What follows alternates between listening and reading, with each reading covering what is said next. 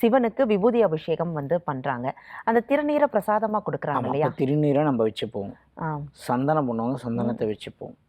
நான் என்ன சொல்கிறேன்னா, இப்போ சுவாமிக்கு முதல்ல தண்ணி ஊற்றுவாங்க. அந்த தண்ணி வடக்கு கோமுகம் வழியாக வெளியே போகும். ஒருத்தர் கோவிலை சுற்றி வருவார், அந்த தண்ணியை பிடிச்சி தெளிச்சுப்பார்.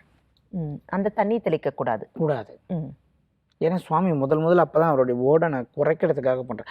இது முழுக்க முழுக்க சுவாமிக்கு எத்தனை பேர் அவங்க குறைய சொல்லி அழுதுட்டு போயிருப்பாங்க. ஆமாம்.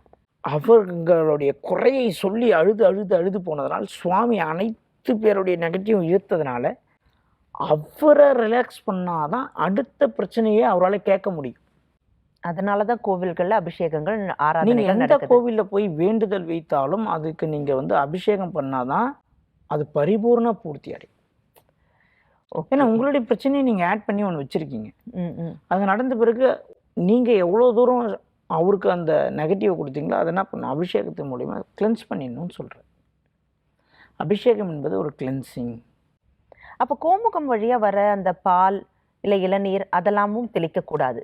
அது அனைத்துமே கீழே போவதற்காக தான். அதுதான் கோமுகம் வழியாவே வருது. எதற்காக கோமுகம் வழியாக வைத்து அங்கே ஒரு தொட்டியை கட்டி ஆமா. அங்கிருந்து ஒரு பைப் லைனை கொடுத்து வெளியே கொண்டு போய் வைத்தார்கள். எல்லாமே நாம் புரிந்து கொள்ள வேண்டும். முன்னோர்கள் எதற்காக வைத்திருக்கிறார்கள், என்ன பண்ணாங்க. முன்னோர் பல ஆண்டுகளுக்கு முன்னாடி அபிஷேகத்தில் இந்தந்த பொருள்லாம் இருந்துச்சுன்னா இருக்காது. முக்கால்வாசி பொருள் கிடையாது. இன்னைக்கு ஆட் ஆன பொருள் தான் நிறைய. அன்னைக்கு அபிஷேகத்தப்ப என்ன, வெறும் மஞ்சள் பொடி தான். மஞ்சள், திருநீர் இருந்திருக்கும். திருநீர், மஞ்சள் தான் மெயின். மஞ்சளை கரைச்சி ஊற்றுவாங்க, துடைப்பாங்க, ஒரு துணியை சாத்தி ஒரு பொட்டு ஒரு இலை வைப்பாங்க, அவ்வளவுதான். அவ்வளோதான். நீங்கள் எந்த கோவிலில் போய் வேண்டிக் கொண்டாலும் ஒரு விஷயத்தை தெளிவாக புரிந்து கொள்ள வேண்டும். நீங்கள் அழுவுறீங்க, கஷ்டப்படுறீங்கன்னா உங்களுடைய நெகட்டிவை சுவாமி இழுத்துக்கொள்கிறார். பிறகு நீங்கள் ஒரு நாள் போய் அபிஷேகம் செய்துவிட்டு அவரை சாந்திப்படுத்த வேண்டும். சாந்தப்படுத்த வேண்டியது நம்மளுடைய கடமை.